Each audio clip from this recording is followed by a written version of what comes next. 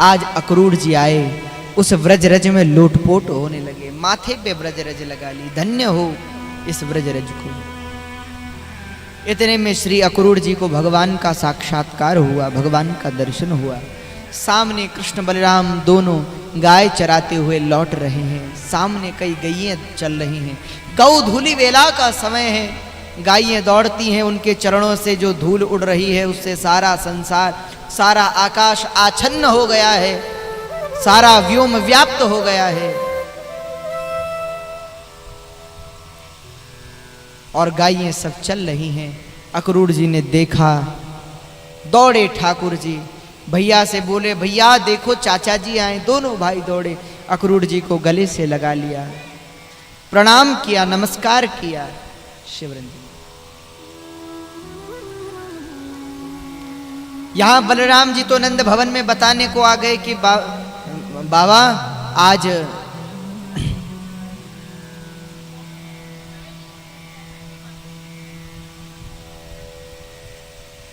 बाबा को बताने के लिए श्री बलराम जी पहुंचे। बाबा अक्रूर जी आए हैं, स्वागत की तैयारियां कीजिए। यहां स्वागत की तैयारियां नंद भवन में होने लगी और भगवान श्री कृष्ण अक्रूर जी को लेकर के नंद भवन में पहुंचे। आरती की, चरण धुलवाए, स्वागत किया, अक्रूर जी को बिठाया, जल पिलाया। अक्रूर जी ने स्नान किया, संध्या वंदन से निवृत्त हुए, भोजन किया और भोजन करने के बाद बाबा ने पूछा महाराज कैसे आना हुआ। अक्रूर जी बोले बाबा नंद जी, कंस ने मथुरा में धनुष यज्ञ का आयोजन किया है और आप लोगों को आमंत्रित किया है, आप लोगों को चलना है। बाबा हंसते हुए बोले कंस और यज्ञ, लगता है महाराज कंस को सद्बुद्धि आ गई है, क्योंकि जो कंस कहता न यष्टव्यम न दातव्यम न होतव्यम दुजा क्वचित, कहीं यज्ञ नहीं होगा, पूजा नहीं होगी, पाठ नहीं होगा, वो कंस स्वयं यज्ञ करवा रहा है। वसुदेव जी बोले महाराज हम तो क्या जाने, सेवक हैं, जैसा वो कहते हैं वैसा हम करते हैं। उन्होंने कहा धनुष यज्ञ का आयोजन रखो, तो हमने रखा। और महाराज आप लोगों को विशेष आमंत्रित किया है, निमंत्रित किया है, आपको चलना पड़ेगा। अक्रूर जी की बात सुनकर के नंद जी ने कहा महाराज हम आना तो चाहते पर लेकिन आए कैसे। नंद यहाँ गोकुल में प्रायः नए नए संकट आते रहते हैं, कई कई असुर आते हैं, तो हमें हमारा यहाँ रहना अति आवश्यक है। इतना सुनते ही यशोदा जी ने कहा नहीं नहीं आप जाइए, यहाँ मैं हूँ, कन्हैया है, कृष्ण बलराम है, रोहिणी दीदी भी है, सारे बाल बाल हैं, आप चिंता मत करो, आप जाओ। इतने में अक्रूर जी बोले मैया क्षमा करना, कृष्ण बलराम को भी चलना पड़ेगा। मैया ने कहा नहीं नहीं महाराज, मेरा लाला मेरे बगैर एक क्षण नहीं रह सकता, वो नहीं आएगा। इतने में भगवान बोले नहीं नहीं मैया हम तो मेला देखने जाएंगे, हम जरूर जाएंगे। मैया ने डांटते हुए कहा चुप हो जा, बड़े जब बात करें तो बीच में छोटों को नहीं बोलना चाहिए। कन्हैया मौन हो गए। अक्रूर जी बोले मैया कृष्ण बलराम को तो विशेष निमंत्रित किया है, आना ही पड़ेगा, राज आज्ञा है, कंस की आज्ञा है। मां की आंखों में कुछ आंसू भर आए। मां ने कहा महाराज जिस कंस ने अपनी बहन के 6 बालकों को मार डाला, क्या वो मेरी बहन मेरे पुत्र पर दया करेगा? महाराज मैं अपने लाला को न भेजूंगा। और फिर क्या हम नहीं जानते कि ये जो रोज असुर आ रहे हैं इन्हें कौन भेज रहा है?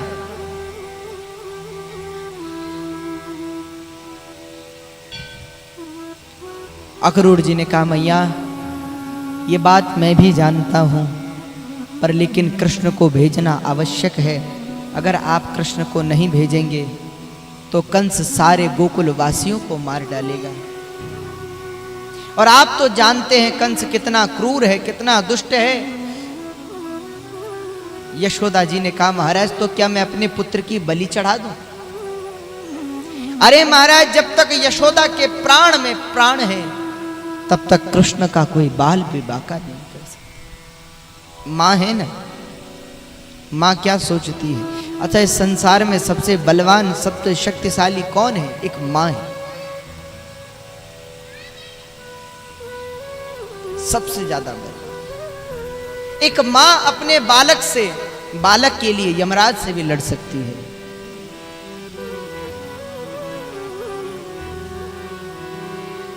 विज्ञान कहता है,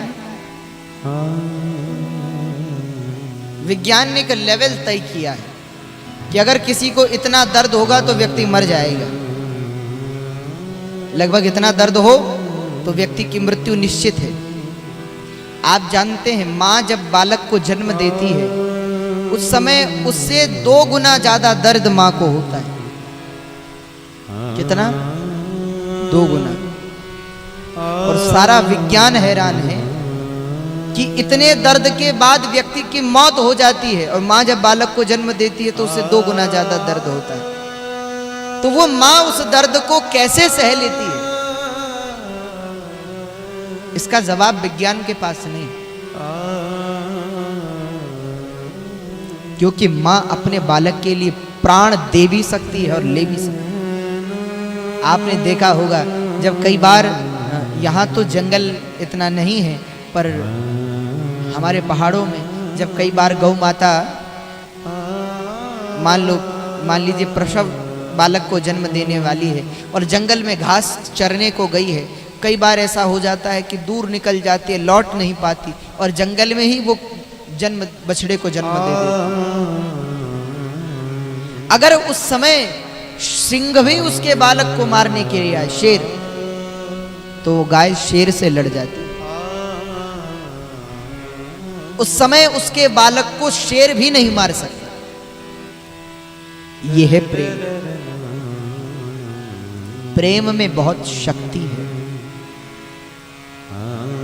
और इस जगत में हमारे संत कहते हैं, महापुरुष कहते हैं, बोले जब भगवान सबका ध्यान नहीं रख पाए, क्योंकि लोग बहुत हो गए, तो भगवान ने मां को बनाया। क्योंकि इस जगत में अगर भगवान से भी पहले किसी का नंबर है तो वो कौन है?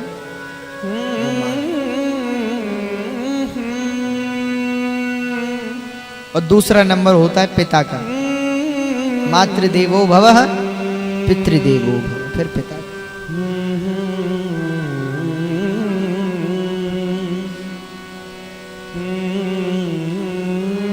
भगवान बोले मैया मैं जाऊंगा। मां ने डांटा, चुप कर कन्हैया, कहीं नहीं जाएगा। रोते हुए मां अंदर चली गई। अक्रूर जी ने नंद जी की ओर कुछ संदेहपूर्ण दृष्टि से देखा, मानो अक्रूर की दृष्टि में एक प्रश्न छिपा हुआ था, क्या कृष्ण कल नहीं आएगा?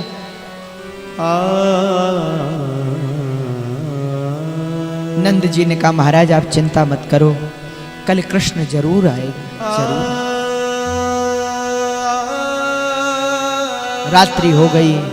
नंद जी यशोदा को समझाते हैं, यशोदा कल कृष्ण मथुरा तो जाएगा, पर चिंता क्यों करती हो, मैं उसके साथ जाऊंगा ना। और यशोदा तुमको वचन देकर के कहता हूं, जब तक नंद के प्राण में प्राण है ना, तब तक कृष्ण को कुछ नहीं। अरे जब तक नंद जीवित है, आखिरी श्वास तक नंद कृष्ण की रक्षा करेगा। अगर मुझे कुछ हो जाए, अगर तुझे पता चला कि तेरे कन्हैया को कुछ हो गया, तो तू पहले ये समझना कि पहले मृत्यु नंद की हुई होगी, फिर कृष्ण को कुछ हुआ।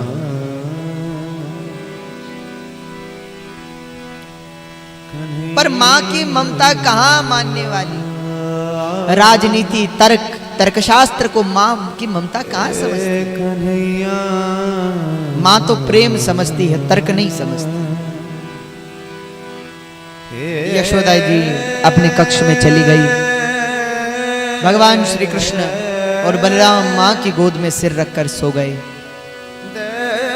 अर्धरात्रि हो गई, भगवान को नींद आ गई, बाबा सो गए, अक्रूर जी सो गए, पर आज मां यशोदा को नींद नहीं।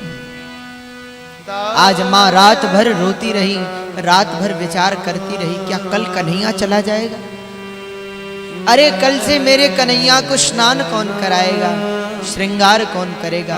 अरे ये तो भोजन भी नहीं करता, इसको भोजन कौन कराएगा, इसको कौन खिलाएगा, कैसे रहेगा, कहाँ रहेगा, कभी लौटेगा नहीं लौटेगा, क्या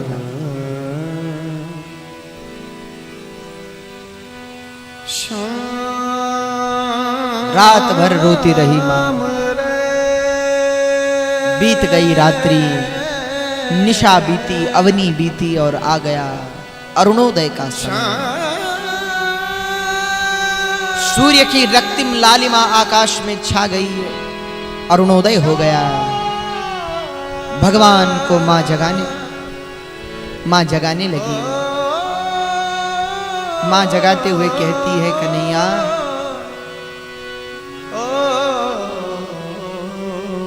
जागिए यदुनाथ कुंवर, पंछी वन में बोल रे। माँ क्या कह रही है? माँ कह रही, कन्हैया जाग, सुबह होने को आ गई। गोविंद दामो दर माधवेति, हे कृष्ण हे यादव हे सखेती।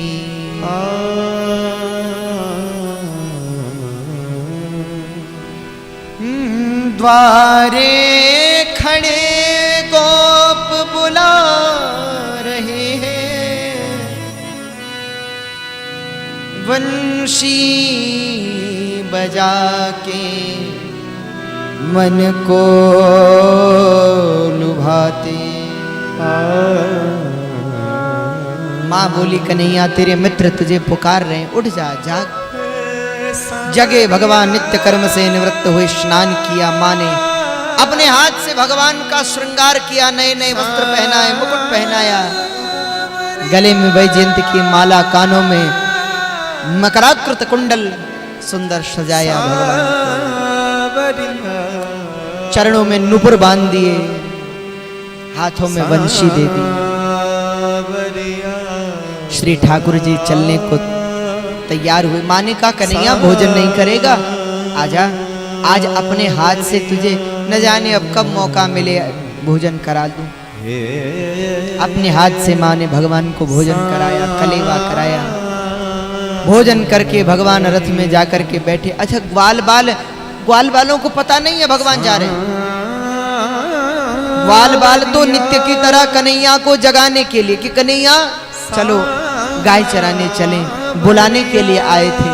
एक ग्वाल बोला, भैया आज यमुना तट पे चलें, वहां खेलेंगे।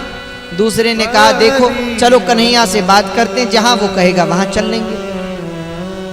पर यहाँ पहुंचे तो क्या देखा, भगवान श्री कृष्ण तो रथ में बैठे, रथ में बैठे।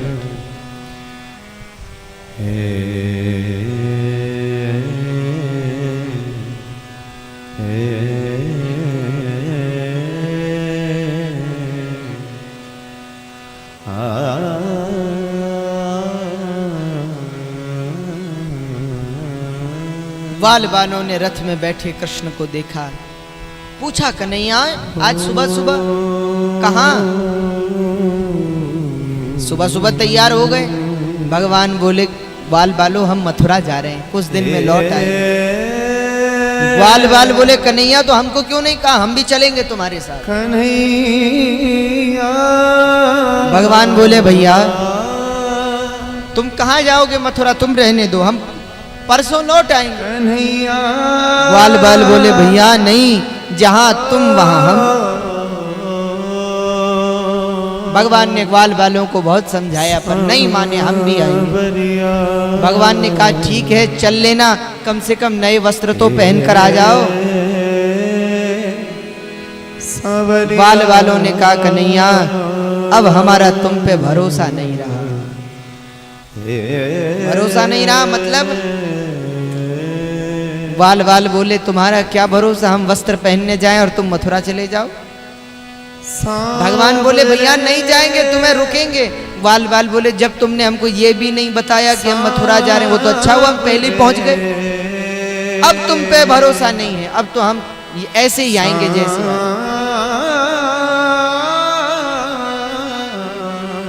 एक ग्वाल बोला भैया कन्हैया की बात मान लो, नए वस्त्र पहनकर आ जाते हैं, मथुरा भी तो जाना है और हमने सुना है कन्हैया का बहुत नाम है वहां, हमारे ठाकुर जी को लोग बहुत मानते हैं वहां पर।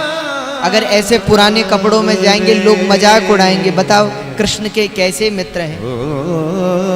एक ग्वाल ने कहा अब तो ऐसे ही जाएंगे। क्यों?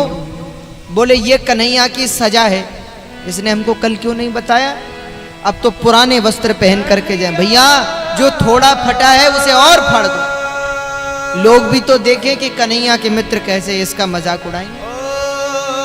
ये सजा है, दंड है। ग्वाल बाल तैयार हो गए, वैसे ही चल पड़े मथुरा की ओर। भगवान का रथ भी चलने वाला है कि इतने में गोपियों को खबर लग गई, दौड़ी सब गोपियां। कुछ गोपियां तो शिकायत करने आई थी, मैया कल तुम्हारा कन्हैया हमारे यहाँ से मटकी ले गया। आई थी मैया को आवाज जब तक लगाती देखा भगवान जाने को तैयार है। पूछा कहाँ जा रहे हैं, पता चला भगवान मथुरा जा रहे हैं। किसी ने रथ पकड़ लिया, कोई रथ के सामने लेट गई। कृष्ण नहीं, पहले हमारे प्राण जाएंगे तब कृष्ण जाएंगे। सुखदेव जी कहते हैं राजन एवं ब्रुवाणा विरह कातुराभृशम् व्रजस्त्रिय कृष्ण विषक्तमानसा विसृज्य लज्जां रुरुदु सुस्वरम् गोविंद दामोदर माधवेति।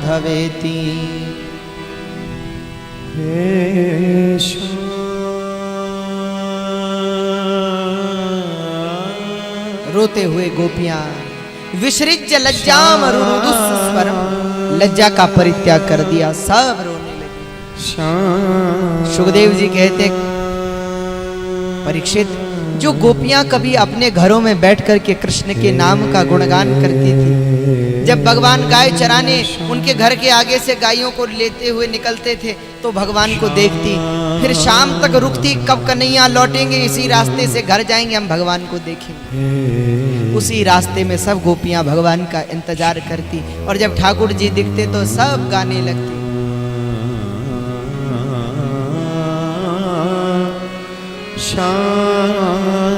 वो गोपियां कभी जो हंस हंस करके भगवान को चिढ़ाया करती, गाती, आज वही रो रही। कन्हैया गृहे गृहे गोपवधू कदम्बा सर्वे मिलित्वा समवाप्य योगम्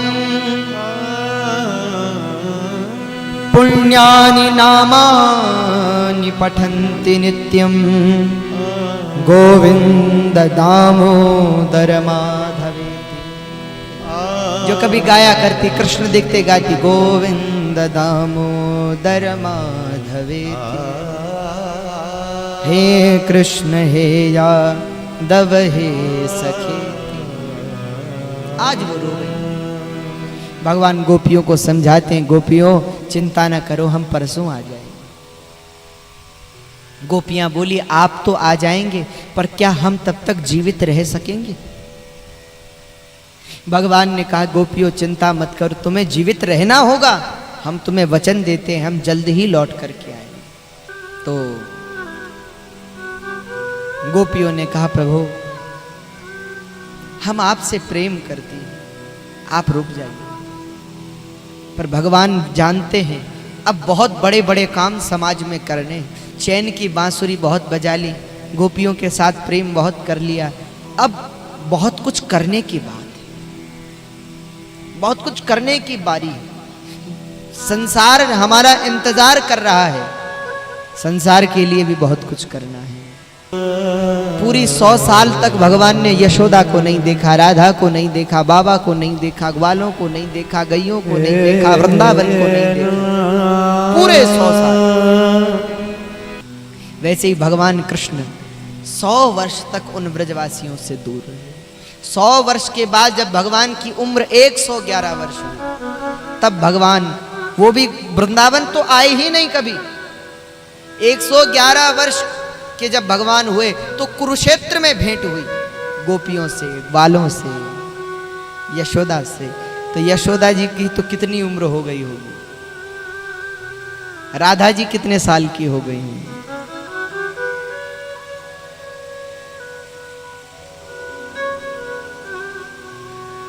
वो ग्वाल जो कृष्ण के साथ खेलते थे वो तो टेढ़े चलने लगे होंगे जब भगवान से मिले। पर भैया, प्रेम केवल तभी नहीं है, शरीरों के एक साथ रहने से प्रेम नहीं बढ़ता, मन एक साथ होने चाहिए। भगवान शरीर से भले ही 100 वर्ष बाद उन ग्वाल वालों को मिले, पर मन से सदा उन ग्वाल वालों के साथ रहे। आज भगवान ने गोपियों को कहा, इस संसार में बहुत सारे काम और हमें करने शेष हैं, उन्हें करने के लिए जाना होगा, लौटेंगे, आप लोगों से जल्दी ही मिलेंगे। ऐसा कहकर भगवान ने गोपियों को विदा दी। कुछ दूर रथ चल पड़ा। श्री राधा जी यमुना के तट पर खड़ी भगवान को निहार रही हैं। क्या भगवान को हमारी भी सुधि होगी? क्या हमसे भी मिलेंगे? क्या हमको भी पूछेंगे? क्या जाते समय हमको भी देखेंगे? भगवान ने रथ रुकवाया, राधा जी से मिलने के लिए गए। अपनी बांसुरी भगवान ने निकाली, वो काली कम्बल निकाली जिसे ओढ़ करके भगवान घूमते थे। उस काली कम्बल पर वो बांसुरी रखी और भगवान ने राधा को देते हुए कहा, लो राधा, इसे तुम रखो। श्री राधा ने काली कम्बल ले ली, बांसुरी लौटा दी। भगवान का बांसुरी क्यों नहीं ले रही? राधा जी ने कहा, जब इसको बजाने वाला नहीं रहा तो इस बांसुरी का हम क्या करें, अपनी बांसुरी ले जाओ। भगवान ने आज राधा जी को वचन दिया, बोले राधे, ये वंशी मैं तुम्हारे लिए बजाता था, अब ये वंशी तब बजेगी जब तुम आओगी, तब बजेगी। 100 साल तक भगवान ने बांसुरी नहीं बजाई, 100 वर्ष।